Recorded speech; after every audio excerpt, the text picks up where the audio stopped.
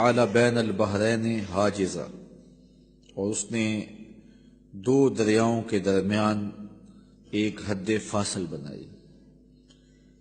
کھاری پانی اور میٹھا پانی سمندر میں اکٹھا چلتا ہے، یہ سخت کڑوا، یہ سخت میٹھا، اور کڑوا میٹھا نہیں ہوتا، میٹھا کڑوا نہیں ہوتا، میلوں تک اکٹھے سمندر میں یہ پانی چلتے ہیں، روئیں چلتی ہیں، اور درمیان میں اللہ کے حکم کا پردہ ہے۔ الہ مع اللہ، کوئی ہو سکتا ہے جو اللہ کے علاوہ معبود ہو؟ بل اکثرہم لا یعلمون، بلکہ ان میں سے اکثر سمجھتے نہیں ہیں۔ حضرت امام شافعی علیہ رحمہ شہتوت کے درخت کے نیچے بیٹھے تھے، کسی نے کہا اللہ کے ہونے کی دلیل دو، آپ نے کہا یہ شہتوت کا درخت ہی لے لو۔ کہا یہ کیا ہوا، جو سامنے آئی چیز اس کو دلیل قرار دے دیا۔ کہا دیکھو شہتوت کا درخت ہے، اس کی جڑوں کا رنگ اور ہے، تنے کا رنگ اور ہے، شاخوں کا رنگ اور ہے، پتوں کا رنگ اور ہے، پھل کچا ہو تو رنگ اور ہے، پک جائے تو رنگ اور ہے، ایک ہی زمین سے نکلتا ہے۔ پھر چھال کا ذائقہ اور ہے، پتوں کا ذائقہ اور ہے، پھل کچا ہو تو ذائقہ اور ہے، پک جائے تو ذائقہ اور ہے۔ پھر اسی شہتوت کے پتے بکری کھائے تو دودھ دیتی ہے، گدھا کھائے تو لید کرتا ہے، ریشم کا کیڑا چاٹے تو ریشم دیتا ہے، شہد کی مکھی چوسے تو شہد دیتی ہے۔ میٹیریل ایک ہے، نتیجے الگ الگ برآمد ہو رہے ہیں۔ تو کہا اگر تم اس شہتوت کے درخت کو دیکھو تو یہی اللہ کے ہونے کی دلیل ہے۔ کیا اللہ کے علاوہ اب بھی کسی کو معبود مانو گے؟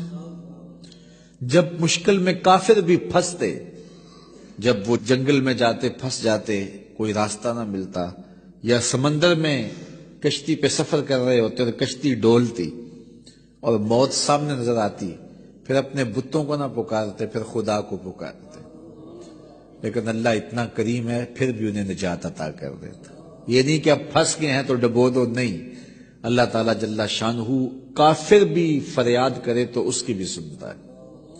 اس لیے کہا مظلوم کی آہ سے ڈرو، چاہے وہ کافر کیوں نہ ہو۔ اگر مظلوم کافر بھی ہو تو وہ بھی اگر اللہ کو پکارے گا تو اللہ اس کی بھی فریاد سنے گا۔ اللہ اکبر۔ تو جب مشکل میں پھنس جاتے ہیں، صحراؤں میں، جنگلوں میں، اور جب وہ سمندری سفر میں طوفانوں کی زد میں اور بھنور میں پھنس جاتی ہیں ان کی کشتیاں، تو پھر وہ اللہ کو پکارتے ہیں، اور اللہ تعالیٰ جل شانہ بھنور میں پھنسی ہوئی کشتیوں کو نکال دیتا ہے اور مشکلوں کو کافور کر دیتا ہے۔ وَيَكْشِفُ السُّوءَ وَيَجْعَلُكُمْ خُلَفَاءَ الْأَرْضِ، اور وہ مصیبت کو دور کر دیتا ہے اور تم کو زمین میں صاحب تصرف بنا دیتا ہے، زمین کی خلافتیں عطا کر دیتا ہے، تخت و تاج عطا کر دیتا ہے، تمہیں شاہی دے دیتا ہے۔ اللہ تعالیٰ ارشاد فرماتا ہے الہ مع اللہ، کیا اب بھی اللہ کے علاوہ کوئی معبود بناؤ گے؟ کون ہے جو تمہیں مشکلوں میں کام آتا ہے؟ کون تمہارے دکھوں کا مداوع ہے؟ قلیلا ما تذکرون، بہت تھوڑے ہیں جو یاد رکھتے ہیں۔ بہت سارے لوگ ہیں جب مصیبت میں پھنستے ہیں تو پھر اللہ کو پکارتے ہیں، جب مصیبت ختم ہو جاتی ہے تو پھر بھول جاتے ہیں، پھر اپنی وہی دنیا۔ جب وہ زمین کانپتی ہے نا، زلزلہ آتا ہے، تو پھر سارے کہتے ہیں یا اللہ میری توبہ، یا اللہ میری توبہ۔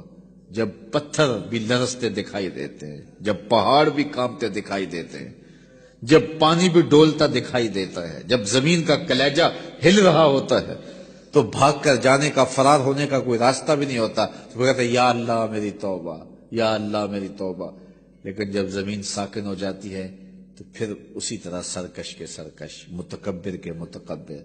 تو جب پھنس جاتا ہے تو سب کچھ دینے کے لیے تیار ہو جاتا ہے، لیکن جب بچتا جاتا ہے تو پھر راستے ڈھونڈتا ہے۔ جب مشکل میں آتا ہے تو وہ کہتا ہے یا اللہ مجھے بچا لے، میں تو سجدے سے سر نہیں اٹھاؤں گا، پکا نمازی بن جاؤں گا، کسی کو دکھ نہیں دوں گا، کسی کو اذیت نہیں دوں گا، تیرے بندوں کی خدمت کروں گا، تیرے گھر کی نوکری کروں گا۔ کیا کچھ نہیں کرتا، تو کہتا ہے مسجد صاف کروں گا، میں لیٹرینیں بھی صاف کروں گا، مجھے اس مصیبت سے، اس مقدمے سے، اس دکھ سے، اس پریشانی سے، اس بیماری سے بچا لے۔ اور جب بچ جاتا ہے وہی چھاتی تان کے چلنا، اور وہی تکبر، وہی رعونت، وہی سرکشی۔ کیسا بدبخت ہے، لیکن وہ کتنا کریم ہے۔